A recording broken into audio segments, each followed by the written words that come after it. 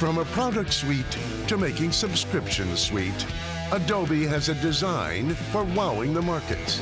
But can creativity create enough value to keep investors buying in to the next big idea from Adobe?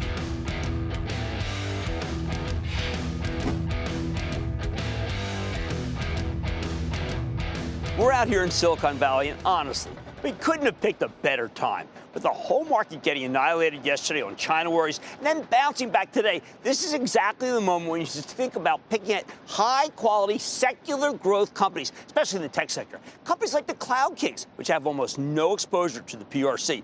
We plan to come out here to check on the cloud, among other themes, but after the past week and a half, I think many of these stocks belong on your shopping list here. Witness Adobe rebounding fabulously today, up more than 1.5%. This cloud-based purveyor of digital media and marketing software has become essential for businesses that want to sell their merchandise online. And that's why this stock's up nearly 350% over the past 5 years.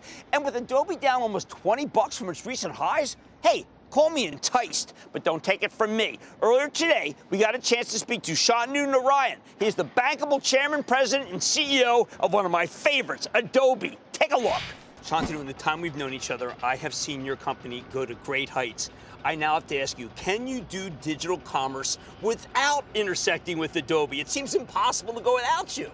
Well, Jim, it's so great to be back on your show. Thank you. And when we talk about helping businesses transform, we do every aspect of it, helping them create that experience, help them understand how to attract customers. But you're absolutely right, that last mile of transacting with customers is so critical. Well, you have been a visionary. You've taught us a lot. I think some of what you taught us is because of things that you've done yourself at your company. Well, as you know, Adobe was a company that actually innovated tremendously, but we had a two-tier distribution channel. And when we completely moved to the cloud, we recognized that every other company would go through what we did, namely how do you engage with your customers digitally, how do you understand how to acquire them, how they use your software. And I think sharing our learnings with other people gives us incredible credibility in the enterprise. And we learn from these customers. Well, I know that you engage totally with everybody because what you've been saying is you have a real-time view of customers and you harness their insights to deliver engaging digital experiences.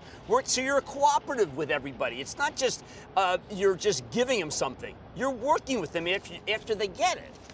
I think in enterprise software, this third generation, which is all about customer experience management, I think it's the companies who recognize that you have to partner with an entire ecosystem to create this real-time customer profile. That's absolutely so critical. That's why our partnerships, whether they be with ServiceNow or Microsoft or the other cloud kings, as you might call them, yes, I do. is so critical in enabling our customers to completely transform themselves. Well, in the time since I've seen you last, this ServiceNow relationship, John Dono, friend of the show, seems to have really blossomed, and it's giving you, ecosystem overused word, but you do have something going here that's bigger than where you were before ServiceNow. Well, what we have been able to do is create this real-time customer profile. And people are really within an enterprise saying, how do I create native applications? ServiceNow is clearly the leader in IT service management. What John has done is truly special. And so I think partnering with them to enable IT professionals within an enterprise to use Adobe's customer experience management with ServiceNow's IT service management, that was a natural. Yeah, it really does fit together. One of the things that your stock ends ServiceNow down really badly yesterday. I'm not laughing about this, but the fact is that your China exposure is quite minimal. And if you go down because of that, that may be, let's say, misinformed. Well, we have two businesses. We have the creative business and we have the enterprise business. To your point, our exposure to China in both of those is fairly minimal. But I think if you look at what we've been able to accomplish in the long run and the two tailwinds that we have, we continue to be really optimistic about Adobe's prospects. Speak a little bit about the tailwinds, because I want people to know what secular growth really means, because you've got it.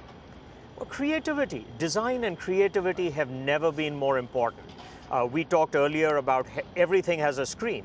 And so people are creating content, whether that's a car, whether that's a retail experience, whether it's in a basketball stadium. And Adobe is the content provider that enables all of these screens to be delivered with incredible content. And so given design is more important, given mobile devices are every single place, that's a tremendous tailwind.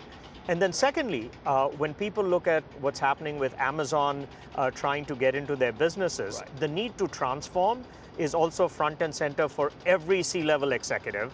And given Adobe's been through our own transformation and has software, they want to hear from us and they want to experience that same benefit that we have been able to see. One of the companies that has screen is Hulu. I know they're trusted. You're trusted. Let's call it a partnership. Now that they're even closer with Disney, I'm sure that that's something they're going to have to rely on some of Adobe in order to make that work.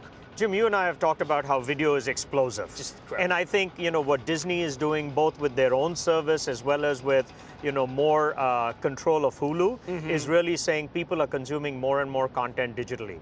So providing the analytics for that, providing the digital rights management for that, the right ability to audience segment in terms of who you're attracting, a lot of that is what Adobe powers, not just for Disney, but for, frankly, all the major media companies in the world. Well, let's talk about your reach. A personal anecdote, my daughter is going to Parsons, okay, for an associate's degree on business and fashion.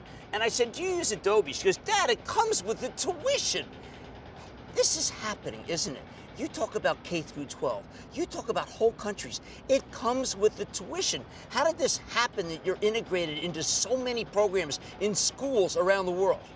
Well, everybody talks about STEM and the importance of STEM. Adobe talks about the importance of STEAM, and the world without arts would be a really boring place. And so I think when we have this fundamental notion that everybody has a story to tell, we want, whether it's a K through 12 student or whether it's the largest enterprise software company or enterprise in the world, to use Adobe software. And so specifically in education, we have two great products. We have a product called Spark that we want to allow every single student to be able to access. The starter thing. That's how people get started with you. That's right, that's right. And then with the Adobe Stock business, the fact that we can enable them to not have that fear of the blank screen, Right. but we have templates with whom we can create. And in schools like Parsons, which is such a fantastic school, or the Rhode Island School of Design, Sure. we want every creative to have access to all of Adobe's products. It is amazing how ingrained you are, but also big CPG companies. I mean, we're not one-on-one, but actually the largest need to rely on you. Well, the big CPG companies are going through the following question. They have sometimes hundreds of millions or billions of people using their products. Right. They just don't know who they are necessarily. And so giving them that insight of how they create this incredible customer database, how they understand usage patterns, how they understand what these people want. If we can provide that insight to companies, then all the CPG companies can recognize that direct relationship will enable them to innovate at a faster pace. Can you give me a good example for the public so they understand? Well, Unilever. Take Unilever. What Unilever is trying to do is really say, we have this tremendous distribution network, but what they've tried to do even with Dollar Shave Club is really say, how do we create an incredible customer database? But the same thing's happening across Colgate And that's or you. Procter and Gamble. So, because Dubin always seems to know, Dollar Shave, they always seem to know what I want and when I want it. So Adobe plays a role in that. We are partnering very heavily with Unilever as they embark on this digital transformation and understanding customer patterns, customer sentiments across the world. Well, that's a great example. Let's leave it at that. That's Shantanu Narayen, and Mr. Narayen really is a visionary. He's president and CEO of Adobe. Thank you so much.